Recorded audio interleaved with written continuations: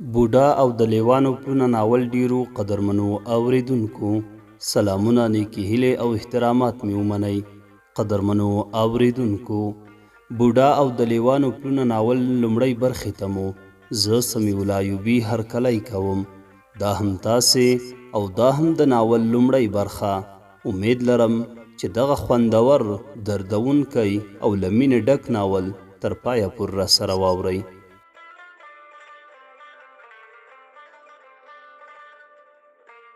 په کوټه کې ناستم چې دروازه په شدت خلاصه شوه. پلار مې چیغه کړه، ورو.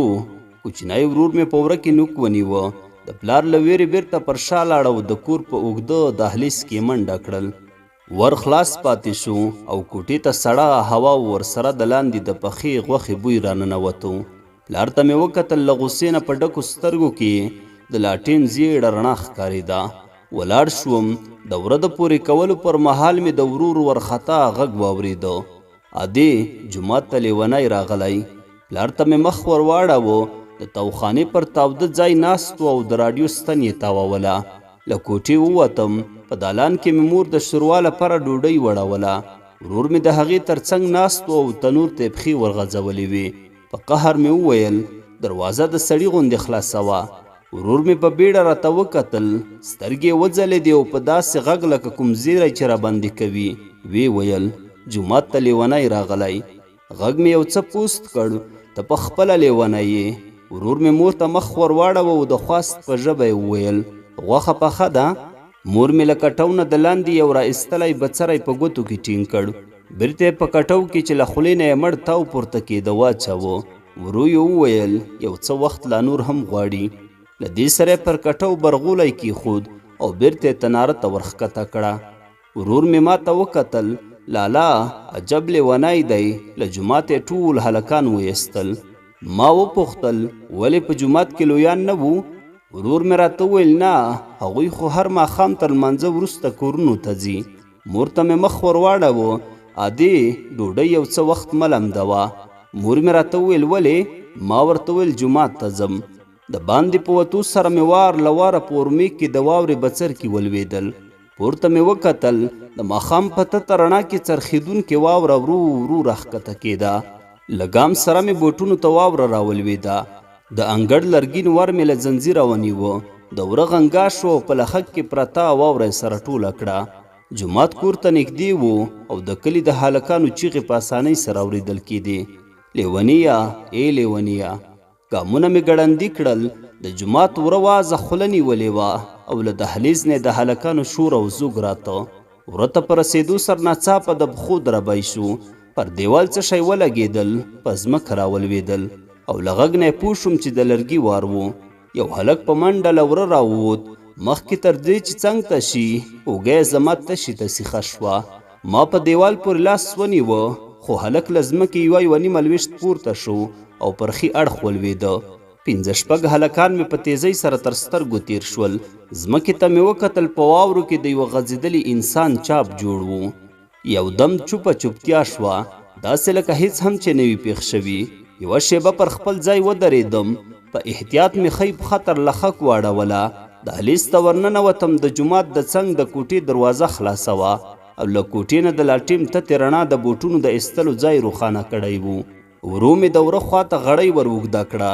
د کوټې پر خړ دیوال د یو بني ادم لړزان د سیوری ښکارېده. پښه مې ونیوله. پر یوه لوی عسکري بوټ مې سترګې ولګېدې چې د تلي چاکونه یې له واورو نه ډک او بوټ ړنګ پروت و. د کوټې منځ مې هغه وخت سم لیدلی شوی چې 2 ګامه لا نور هم پر مخ تللی وی. ګام مې واخیست، پښه مې پر یوه شي ولګېده او د لرګي د رغړېدو غږ چوپتیا ماته کړه. په بیړه مې سیوري ته وکتل. د پخوا په څېر لړزانده ولاړ و. ټیټ شوم. د امسا په بڼه یو غوڅ شوی لرګی مې دیوال ته ودراوه. بل ګام مې پورته کړ. د اوږدې کوټې په منځ کې یو په ونه لوړ بني ادم ولاړ و. د هغه راته شا وه. اوږد بالا پوښې په تن و. په ښي لاس کې د بوټ جوړه نیولې وه او دا سره ته ښکارېده لکه ځمکې ته چې ګوري. ورو مې وویل، سلام علیکم. سړي کوم غبرګون ونه ښوده. دوهم ځل مې یو څه په زوره د سلام ټکی له خولې راویسته. هغه یوه جټکه وخوړه. په تیزۍ سره یې مخ راواړوه. د څراغ رڼا یې پر نیمایي څېره ولګېده او د څیرې په روښانه برخه کې د ژورو ګونځو سیوري ښکارېدل.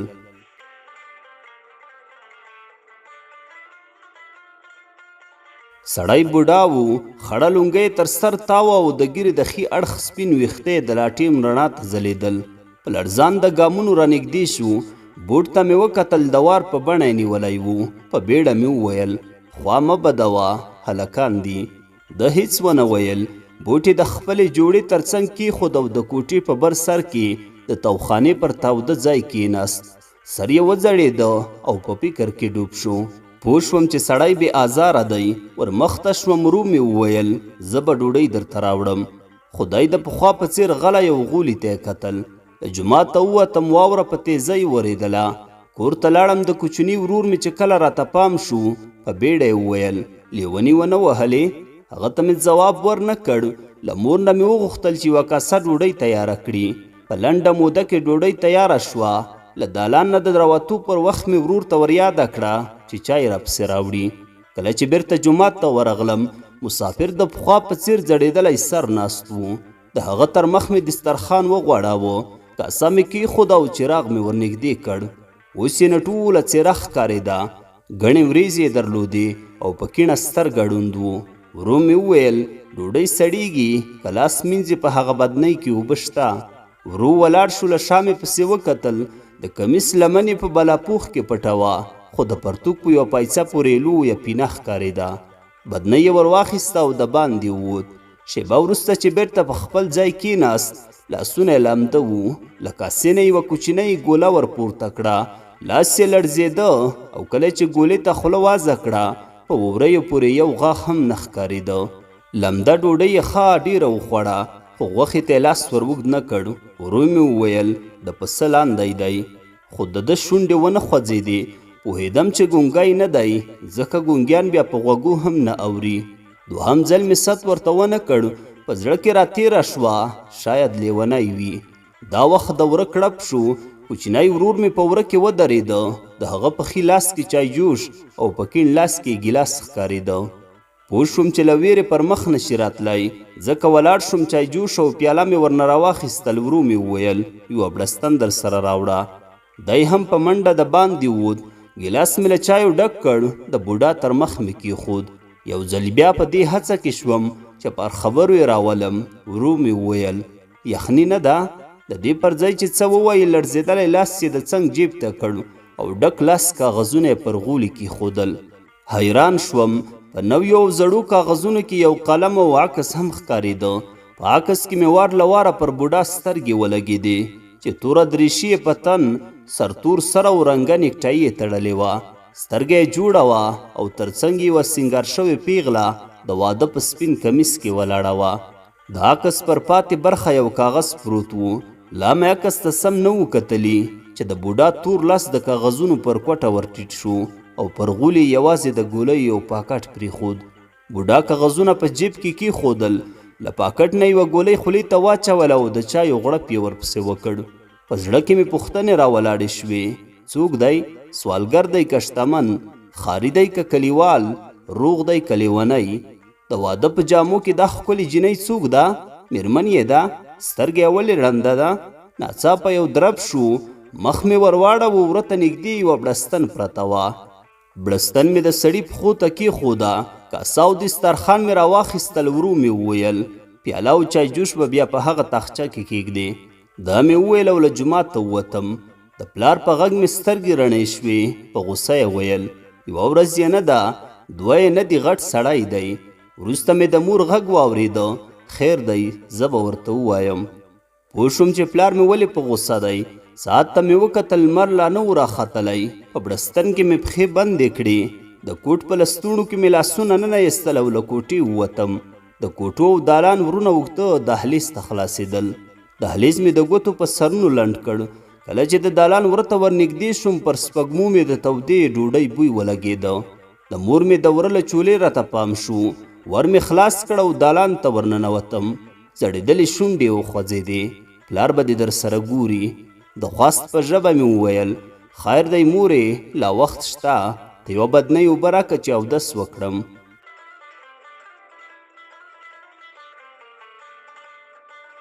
خو دا ځل یې په غوسه راته وکتل. تر تا خو د هغه کشری ورور لا ښه دی. پلار یې یو ځل ورته وویل چې د سهار جمعې ته راځه. تر اوسه یې د هغه خبره نه ده هیره کړې. خو ته غټ سړی یې، سره غرمه راجګېږي. د مور خفګان مې نشوی زغملی. ژمنه مې ورسره وکړه چې له دې هیڅ ته به تر پلار مخکې په جومات کې ناست یم. دا وخت مې ورور دالان ته راغی. د هغه په لاس کې نیول شوی چایجوش د تېرې شپې مسافر را په زړه کړ. ومې ویل هغه سړي ته چا چای وروړی؟ ورور مې راته وویل هغه لیونی یادوي؟ لنډ جواب مې ورکړ هو. ورور مې راته وویل لالا هغه خو په جومات کې نه و. مور مې وویل خوارکی به په دې نیم ګز واوره کې چیرته تللی وي؟ په حیرانتیا مې وپوښتل نیم ګز؟ د جواب پر ځای پر پیدا ورشوی پاستی تناره ته ورټیټ کړ. زه هم ولاړ شوم. د دالان پر یوازینۍ خوله شوي کوچنۍ شیشې مې ورغوی تیر کړ. انګړ تک سپین و او د زردالو د ونې پر وچو خاښونو 4 ګوتې واوره پرته وه. د مور غږ مې واورېده چای د زر وڅښه او بام ته ور وخېژه. پاو وروسته له کوچني ورور سره یو ځای د بام پر سر ولاړ وم. اسمان برګ و او په واوره کې لرې کلي توربخونه ښکارېدل. زموږ د کلي پر هر بام به 1-2 تنه ولاړ وو او واوره یې اچوله. د ورور په غږ مې جټکه وخوړه. لالا راځه چې بامونه سره وویشو. 2 یې ستا او 2 یې هم زما. هغه ته مې وکتل نیم بام یې تور کړی و او زه لا په نیم ګز واوره کې ولاړ وم. خندا راغله. د واورې غونډوسکی مې جوړ کړ. خو مخکې تر دې چې پر هغه وار وکړم د تره زوی مې د خپل کور له بامه راباندې غږ وکړ. هلته یو څه ښکاري. 2 کارغان هم ورته ناستي. ورغږ مې کړل چیرته؟ د دښتې خواته وګوره د توت ونې ته نږدې. ورمیږ مې کوږ کړ.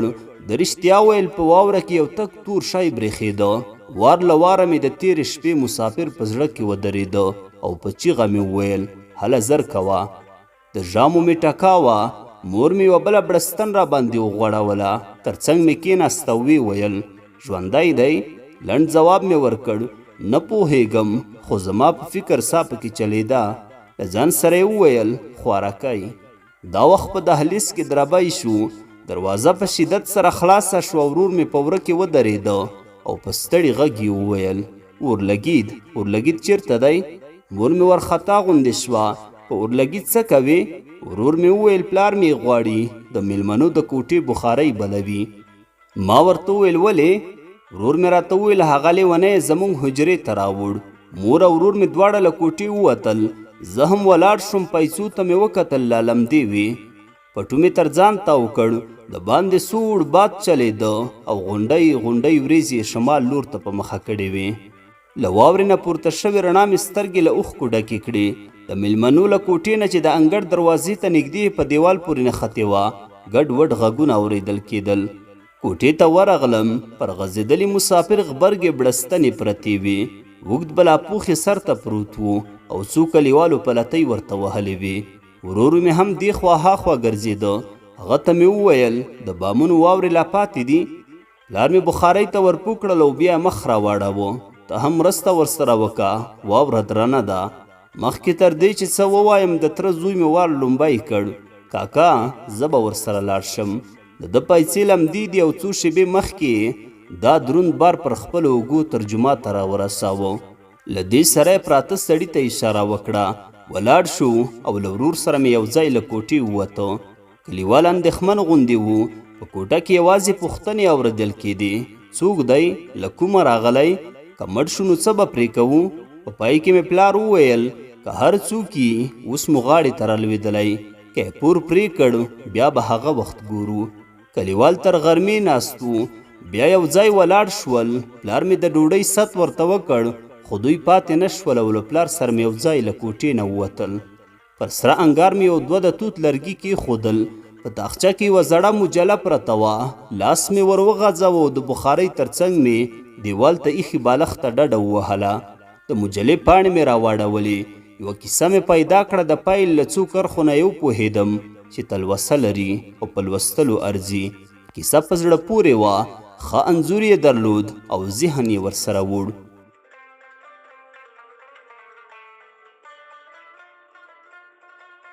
د 2مې پاڼې په نیمایي کې وم چې ناڅاپه یوه لړزان د غږ سړه خوله را باندې راوسته. انوره زویه په بیړه مې سر ورپورته کړ. یو سرتور ډنګر سړی د کوټې په منځ کې ناست و. څپولي ویښتې سره سریخ و او یوه سترګه یې وچه راته نیولې وه. شاوخوا مې وکتل. په کوټه کې له ما او بوډا پرته بل هیڅوک نه و. سړي په لړزان د غږ خپله خبره تکرار کړه. انوره زویه، له دې سره یې بړستنې له زنګنونو نه وښویېدې لکه یو ماشوم چې نوی پر پښو راغلی وي. همداسې په لړزېدلو لنګو ولاړ شو، خو مخکې تر دې چې خپل انډول لاسه ورکړي په چټکۍ مې لاسونه ترې تاو کړل او ورو مې پر خپل ځای پرېیست. لړزان د لاس یې له ځمکې پورته شو، زما پر مخ یې داسې تیر کړ لکه د چا چې پر یو ماشوم مینه راغلی وي. لاس یې تود و. پوه شوم چې تبه لري. ورو ورو یې سترګه بېنوره کېده. وروسته نیمکخه شوه او بیا تار تار سپین باڼه سره ورغلل. نبض مې وکوت، رګ یې په چټکۍ سره غورځېده. دا وخت مې ورور له انګړ نه راغږ کړل، ډوډۍ تیاره ده. په بخارۍ پورې مې یو دوه نور لرګي هم پسې کړل او د مېلمنو له کوټې نه راووتم. د کور په دهلیز کې مې د پلار غږ واورېده. په جومات کې خدمت نه شو کېدی، ځکه مې کور ته راوړ. د کوټې ور مې خلاص کړ. مور مې وویل هو ثواب لري. د غرمې ډوډۍ مې له پلار، مور او کوچني ورور سره یو ځای پر یوه دسترخوان وخوړه. پاتې ورځ 2-3 ځلې د مېلمنو کوټې ته ورغلم، خو مسافر به د تیر په څیر بې سده پروت و. ماښام قضا مې چې کله لاټین ته ورلګید ورکړ، د مسافر سترګه پرانیستې راته ښکاره شوه. د ستوني ستاغ پروت و او سترګې یې د چت تیرانو ته وچه نیولې وه. ورته ومې ویل څنګه یې؟ ورمېږې کوږ شو خو څه یې ونه ویل. ورمخته شوم، پر تندي مې لاس ورته کېښود، تبه یې پرې شوې وه. ورو مې وویل د خوړو اشتیا لرې؟ دی بیا هم غلی و. ما زیاته کړه که د کور کلی دلته نږدې وي راته ووایه، زه به یې خبر کم. هغه یوازې مخ رانه واړاوه. ما هم څه ونه ویل او د بخارۍ په لګولو بوخت شوم. خو شیبه وروسته مې چې ورته پام شو نو د سترګې له کونج نه یې یوه اوښکه راورغړېده او د غوږ له پاسه په ببرو سپینو ویښتو کې پټه شوه. په څېره کې د بېوسۍ نښې ښکارېدې. په خپله خبره وشرمېدم. ورو مې وویل پر موږ بار نه یې او اوس تلای هم نشې. له یوې خوا په واوره کې منډ نشته او له بلې خوا ناروغه یې. بوډا غلی و. زه هم لاړم. هغه مې یوازې پرېښود او ماخوستن له یوې کاسې یخني سره بیرته د مېلمنو کوټې ته راغلم. بوډا پر خپل ځای ناست و. سترګه یې راواړوله خو څه یې ونه ویل. کاسه مې د بخارۍ پر سر کېښوده. د لاس اوبه مې وروړې او په چلمچي کې خړې اوبه تویې شوې. کله چې مې ډوډۍ پر دسترخوان کېښوده، پاستې ته یې لاس ور وغځاوه. ما ورته وویل پلاره یخني د غوړ نه لري. له دې خبرې سره یې ډوډۍ بیرته پر خپل ځای کېښوده. په حیرانۍ مې ورته وکتل. سترګه یې له اوښکو ډکه وه او په څېره کې یو درد پروت و. پر خپله خبره مې فکر وکړ. داسې څه مې له خولې نه و راوتلي چې څوک خوابدي کړي. ورو مې وویل ولې دې لاس ونیوه؟ د لومړي ځل لپاره یې خړې شونډې وخوځېدې. هېڅ. بیرته یې پاستې ته لاس ور وغځاوه. ډوډۍ یې وخوړه. لنډه دعا یې وکړه او په یوه سترګه یې راته وکتل. مننه. حیران شوم. وار له واره مې د تېرې شپې عکس سترګو ته ودرېده، ځکه د مننې ټکی کلیوال خلک دومره نه کاروي. دوی له مقابل لوري نه د خوښۍ څرګندولو ته کور دې ودان، خدای دې مخ واروه، خیر اوسې، موږ کمه کړه، خدای دې در زیاته کړي، او داسې نور توري پر خولو راوړي. یو ځل مې بیا په زړه کې پوښتنه راولاړه شوه، دا سړی څوک دی؟ لا مې په ذهن کې دا پوښتنه د ځواب لپاره سره اړوله چې بوډا وویل بچیا را سر په زحمت شوې. ما وخندل، ورته مې ویل د څه شي زحمت؟ په خبره کې راولوېده که سهار ته هوا ښه وه درنه ځم. نه پوهېږم چې ولې مې د زړه له تله وویل دا د خپل کور وګڼه، تر څو چې نه یې روغ شوی نشې تللی. خوله یې خبرو ته جوړوله چې ما وار ورنه واخیست، او بل واوره ډیره ده، منډ هم نشته. دا وخت مې په ذهن کې راتیر شول چې د ده د ځای د معلومولو لپاره ښه وخت په ګوتو راغلی دی. په خندا مې زیاته کړه نو چېرته به ځې؟ له دې خبرې سره یې سر وځړېده او غلی شو. خو ما نه غوښتل چې یو ځل بیا چوپتیا خوره شي. هماغسې مې په خندا وویل د کوم ځای یې؟ بې له دې چې سر پورته کړي ورو یې وویل د قرهباغ، د غزني قرهباغ یادوم.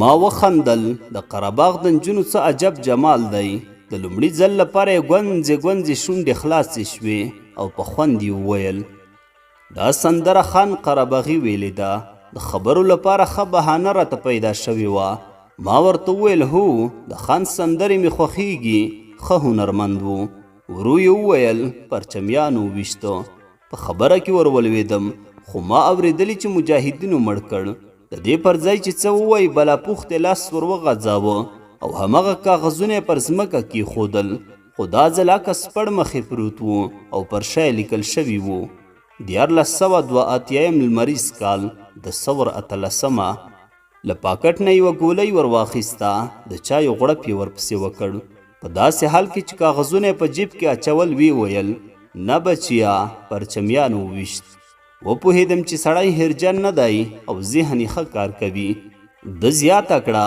خان ټیکسي چلاوله او د کابل په کارتیدو کې په خپل موټر کې توپانچه پرې تشه کړه 950 کال و او کله چې مړی کرهباغ ته راوړ ملایانو په هدیره کې نه پرېښوده ومې ویل ولې هغه راته وویل هغه د جهاد لومړۍ دوره وه ملایانو ویل چې خان کافر و او باید د مسلمانانو پر هدیره کې تر خاورو لاندې نه شي د کورنۍ غړي بېوسه خلک وو نه یې زور درلود نه ځمکه همغه و چې د غواو په غوجل کې قبر ورته وکینده او خاورې پرې واړولې دا وخت مې کوچنی ورور د چای له پتنوس سره کوټې ته راننوت بوډا وویل ورور دې دی لنډ ځواب مې ورکړ هو ورور مې 2 پیالې له چایو ډکې کړې وی د بوډا بلې زما مخې ته کېښوده او په خپله له کوټې ووتو بوډا وخندل ډېر شوخ دی زه پوه شوم چې د تیر ماښام د هلکانو ځورول ور په زړه شول یو څه وشرمېدم او ورو مې وویل څنګه یې کوې هلکان دي بوډا پیاله ور پورته کړه او سر یې په منفي بڼه وخوځاوه لویان هم ګرم دي ما د نورو خبرو تمه ورنه درلوده چې بوډا غلی شو بې اختیاره مې له خولې ووتل کاکا انور څوک دی ناڅاپه یې ګیلاس په لاس کې کوږ شو یو توند حرکت یې وکړ او په جټکې سره یې خپله غځېدلې پښه په پښه ور ټوله کړه د لاس په ګوتو یې لنده پایڅه چې مړ تاو ورنه پورته کېده د خپلې پښې له څرمنې نه پورته ونیوله په ورختۍ ولاړ شوم خو ده تر لاس ونیولم چیرې ځې په خوابدي غږ مې وویل د غاښونو کریم راوړم د سوځېدنې لپاره ښه دي ده وخندل کېنه زوروره دومره لویه خبره نه ده چې عمر تیر شي خپل لاس به دې هم په واک کې نه وي خو زه له خپلې خبرې پښیمانه وم او د هغه سوځېدل مې له خپله لاسه ګڼل بوډا خپله ښۍ پښه تر زنګانه لوڅه کړه پر توره څرمن یې یو 2 ځایه مازې سرخي ښکارېده څو ځله یې سوځېدلې ځای ته ورپو کړل او ویې ویل دې ته برسېرنه سوځېدنه وایي دومره د تشویش وړ نه ده په خپله ښه کېږي وروسته په داسې حال کې چې خپلې پښې ته کتل ورو یې وویل د انور نوم دې څنګه پر خوله راغی ما ورته وویل هسې تا په تبه کې یادوه یو سوړ اسویلی یې ویست ما ورته کتل په سترګو کې اوښکې راټولې وې او غریم نیولې غږ یې مازې شونډې سره وخوځولې انور زما زوی دی تر یوې شېبې چوپتیا وروسته یې په داسې غږ لکه څوک چې له ځان سره غږیږي زیاته کړه ډاکټر انور په دې خبره کې یو ژور درد پروت و په زړه کې راتېره شوه زوی به یې مړ وي عکس مې سترګو ته نیغ ودرېده په ذهن کې مې وګرځېدل نو هغه جینۍ څوک ده شاید 2 ودونه یې کړي وي یو په ځوانۍ کې او بل هم د زړښت پر مهال خو دا فکر هم د منلو وړ راته ښکاره نه شو دا خوار بوډا و هغه خاري ځوانه جینۍ هیڅ امکان نه لري یا شاید امکان ولري ذهن مې ګډ وډو پوښتنو ته ګډ وډ ځوابونه ورکول په پای کې پوښتنې او ځوابونه سره ګډ شول توري په یو بل کې ننوتل نه مې پوښتنه جوړولی شوی او نه هم ځواب د بوډا غږ زما فکر سر راټول کړ واده لرې ما ورته وویل نه تر اوسه لا نه پلار مې وایي چې لومړی د سبق خلاص کا په بیړه یې وویل د څه شي سبق ما ورته وویل پوهنتون یادوم دا مې وروستی کال دی اوس په رخصتي راغلی یم لنډه شیبه غلی و داسې لکه فکر چې وهي وروسته یې سر پورته کړ ښه ده پلار د اولاد خیر غواړي هغه مه خفه کوه ما ورو وویل له ما نه مې مور او پلار دواړه خوشحاله دي تر خپل وسه یې درناوی کوم بوډا راته وویل هو زویه زاړه خلک د ماشومانو غوندې دي په کوچنۍ خبره خوشحالیږي خو ډېر کم خفګان نشي زغملی دې ته ورته خبره ما د طب په 3م کال کې له خپل استاد نه هم اورېدلې وه هغه ویل څومره چې عمر تیریږي په همغه اندازه د مغز حجرات هم کمزوري کیږي او انسان په وړه خبره تر روحي فشار لاندې راځي.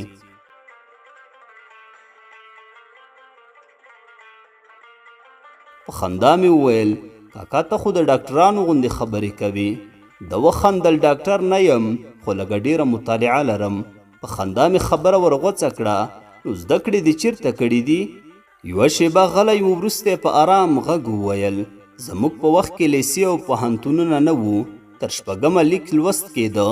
ظاهر خان دوره وه. د حکومت خلک به په کلیو ګرځېدل خو کلیوالو به خپل ماشومان ورنه پټول. بانې به یې پیدا کولې. تاوانونه به یې پر غاړه اخیستل. رشوت به یې ورکاوه او یا به هم شتمنو خلکو بېوزلو ته پیسې ورکولې چې د دوی د ماشومانو پر ځای د خپلو کوچنیانو نوم ورکړي. زما پلار هم نشتمن سړی و. د کلي ملک یو پسه ور وباخه او د کلي د زوی پر ځای زه د مکتب خواته روان شوم. په خبره کې ور ولوېدم نو د خلکو ولې له مکتب نه دومره بد راتلل؟ بوډا وویل هیڅ. دوی ویل چې مکتب ماشومان بېلارې کوي، کوپر ته یې باسي، دین او مذهب ورنه اخلي. بوډا یوه شېبه غلی شو بیا یې یوه سترګه راوړوله. زویه کلونه تیر شول خو زموږ فکر لا هم پر خپل ځای ولاړ دی. اوس هم ډیر خلک همدا عقیده لري. مکتبونو ته په بده سترګه کتل کیږي. دلته لا اوس هم لمر ته زولنې ورلویږي او ځمکه د غوایي پر ښکر ولاړه ده. بوډا پر خبرو راغی او ما غوښتل چې د هغه د ژوند په اړه ډیر څه واورم خو د نزاکت له مخې مې نیغ په نیغه پوښتنه نه شوی ورنه کولی. مجبور وم چې له څنډو نه اصلي موضوع ته راشم. په خندا مې ورغوڅه کړه. نو دوې ګټې مو وکړې، هم مو پسه ترلاسه کړ او هم مو مکتب ولوسته. د وخندل خو اصلي کار په څه وکړ؟ د بوډا خندا یو څه جرأت راکړ او په خندا مې وویل د پلار دې هم مکتب نه خوښېده که څنګه؟ بوډا چایجوش ته لاس ور وغځاوه خو ما وار مخکې کړ او پیاله مې ور ډکه کړه. ده وویل معلومداره هغه هم له بله ځایه نه و راغلی خو هر رنګه چې و پلار مې ښه سړی و. پر هغه ګران وم. هغه زما لپاره هم پلار و هم مور. په خوابدي غږ مې وویل مور دې مړه وه؟ د یو سوړ اسویلی ویسته. تر زاړه پټکي لاندې خپلې ګوتې تېرې کړې. ککره یې وګروله او ورو یې وویل هو زویا مور مې نه په زړه کیږي. زه ډېر کوچنی وم چې هغې پور پرې کړ. شاید د 4-5 کلونو. په ذهن کې یوازې د هغې یو خړ تصویر راپاتې دی. څېره یې سمه نشم سره جوړولی. را نړنګېږي داسې لکه چاته چې د زاړه و سپېره پلاستیک تر شا ګوري. خو فکر کوم چې ښکلې به وه. مور تل ښکلې وي. بوډا یوه شېبه غلی شو بیا یې خپله خبره پسې وغځوله. د مور له مړینې مې لا کال نه ووتلی چې پلار مې بله کوزده وکړه. تر واده یو کال نور هم ووتو. ولور نه پوره کېده خو بیا یې له پلاره ورپاتې 2 جریبه ځمکه خرڅه کړه او واده یې راخوندي کړ. زه ماشوم وم. هغه مهال په دې خبرو نه پوهېدم خو وروسته چې مې ښه یو کیڼ بوټ سره وپېژندل دا خبرې راته روښانه شوې. د پلار له واده نه مې نور څه نه دي په یاد خو یو څه چې د انسان په زړه کې ریښې ځغلوي او تلپاتې وي له هغه نه د مینې اخیستل دي. نه پوهېږم چې د واده لومړۍ شپه به وه که دوهمه خو دومره مې په زړه دي چې مایرې زما ځای ونیوه. زه به تل د پلار په غېږ کې خوب وړلم خو په هغه شپه یې د لومړي ځل لپاره په بله کوټه کې ځای راته جوړ کړ. خو بیا روږدی شوم. 1.5 کال وروسته به بیا پر بام ویده کېدم او ستورو ته به مې تر هغې کتل چې سترګې به مې سره ورغلې. ژوند همداسې پر مخ ته.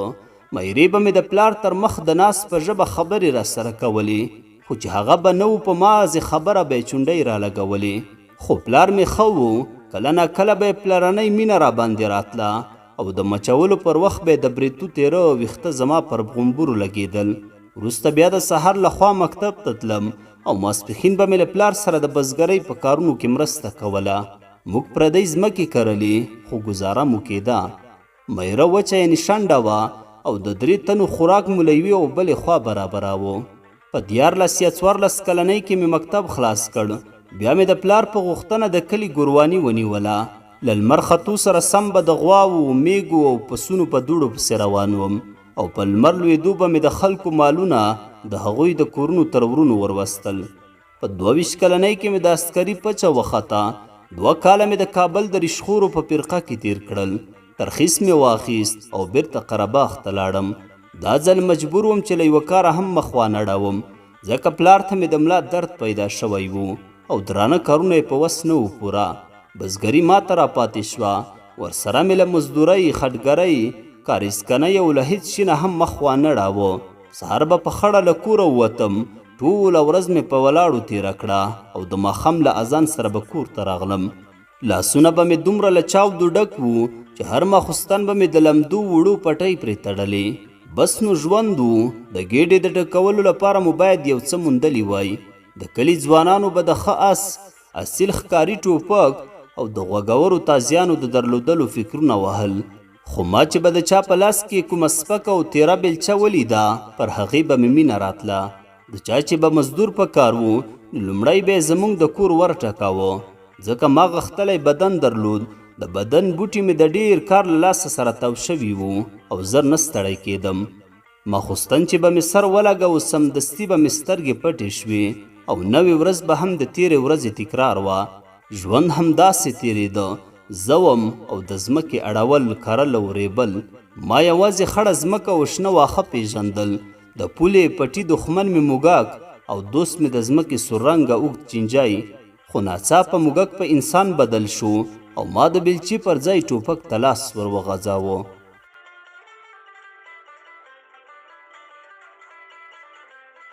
د بوډا او لیوانو پلونه ناول ډیرو قدرمنو اوریدونکو، دا وه د ناول لومړۍ برخه.